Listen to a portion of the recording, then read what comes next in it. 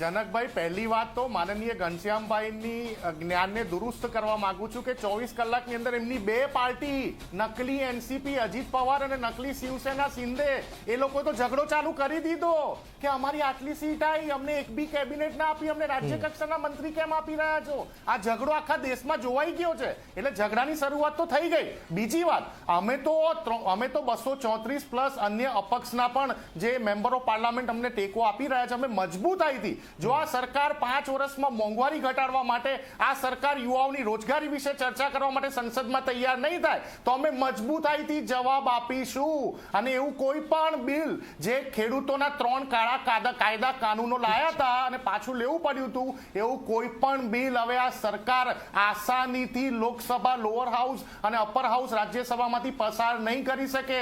એમને વિરોધ પક્ષના તમામ લોકોને સાથે રાખવા પડશે, ચર્ચા વિચારણા કરવી પડશે. જેવી રીતે રાત્રે 12 વાગે નોટબંધી લાગુ પાડી દીધેલી, જીએસટી નો કાયદો કાનૂન લાગુ પાડેલો, એ હવે શક્ય નથી. આ સરકારે તમામ લોકો મહારાષ્ટ્રથી જે ખબરો